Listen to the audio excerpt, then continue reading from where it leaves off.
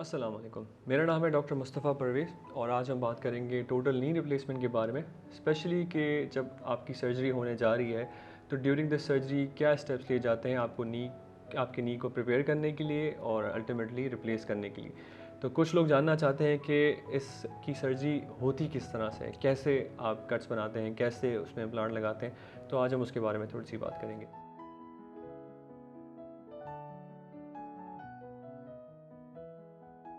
तो अब हमने इस्टेब्लिश कर लिया कि आपको सीवियर आर्थराइटिस है और सर्जरी ही उसका अल्टीमेट सोल्यूशन है। तो अब हम ड्यूरिंग द सर्जरी क्या करते हैं, तो स्टार्टिंग विद हम आपकी नी पे एक इंसेशन देंगे ताकि हम आपकी बोन तक पहुंच सकें। तो पहला स्टेप जो हम करते हैं वो है फेमरल कैनाल रीमिंग। इसका मतलब है कि हम एक फेमर में एक सुराख बनाते हैं जिसमें हम अपनी गाइड को इंसर्ट करते हैं ताकि हमारी जो जिग है जो आपकी कट्स बनाएगी वो प्रॉपरली अलाइन हो सके मैकेनिकल एक्सेस के साथ, जो कि रिस्टोर करना ज़रूरी होता है। तो पहला कट जो हम बनाते हैं उसको कहते हैं डिस्टल फेमरल कट। तो कुछ बोन कट्स हमने उसमें बनाए, तो ये हमारा पहला कट हो गया। सेकेंड कट हम आते हैं टिबिया पे, जो टिबिया का ऊपर वाला हिस्सा है जिसको प्रॉक्सिमल टिबिया कहते हैं, उसमें कट्स बनाते हैं। तो कुछ लोग इंट्रामेडुलरी जिग यूज़ करते हैं, कुछ एक्स्ट्रा मेडुलरी। इसका मतलब है कि जिग क्या तो वो बोन के अंदर जाती है या बाहर। फिर हम मेजर करते हैं कि हम कितना कट बना रहे हैं उसमें, और हम दूसरा कट करते हैं जिसको कहते हैं प्रॉक्सिमल टिबियल कट्स। तो ये आपके दो कट्स प्रिपेयर हो गए।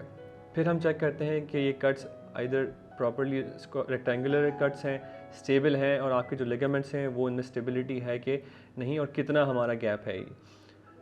इसके बाद हम दोबारा से फीमर पे आते हैं। हम फेमरल साइजिंग करते हैं कि आपके फेमर का साइज़, जो फेमरल कंपोनेंट है वो किस साइज़ का लगेगा। और फिर हम नेक्स्ट कट्स पे आते हैं जिनको हम कहते हैं कि anterior, posterior and chamfer cuts. तो अब आपने जैसे देखा कट्स बनते बनते आपका जो घुटना है उसको एक शेप बन गई है जिस पे आगे जाके इम्प्लांट बैठेगा। तो ये हमारे हो गए एंटीरियर, पोस्टीरियर, शैम्फर कट्स।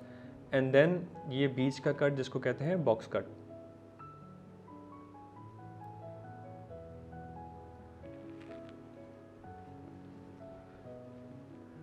इसके बाद हमने वो जिग रिमूव की। अब हम दोबारा से टिबिया पे आ गए और इस स्टेप को हम कहते हैं टिबियल रीमिंग। आपके इम्प्लांट की जगह को बैठने के लिए, जगह बनाने के लिए हम टिबिया में रीमिंग करते हैं ताकि उसके बीच में स्पेस बन जाए। इसके बाद हमने ट्रायल इम्प्लांट्स लगाए और दोबारा से नी को रिड्यूस किया और चेक किया कि आपका नी जो है वो स्टेबल है कि नहीं।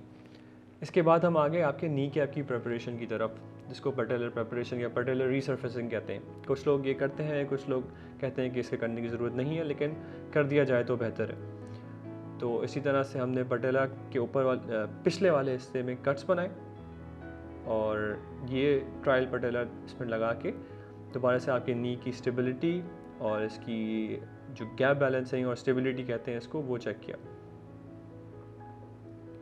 इसके बाद से हमने सारे इम्प्लांट्स जो ट्रायल इम्प्लांट्स थे वो रिमूव किए और आपके नी का जो शेप एंड में बचा वो कुछ इस तरह का लगता है। इसके बाद हमने जब आपका नी वॉश आउट कर दिया और सब चीज़ें क्लियर करके फाइनल इम्प्लांटेशन की तरफ आए, तो फिर हम बोन सीमेंट यूज़ करते हैं जिसको पॉलीमिथाइल मिथाइल एक्रिलेट कहते हैं। बोन सीमेंट इम्प्लांट पे और आपकी बोन पे लगाया और इम्प्लांट को हैमर इन प्लेस कर दिया।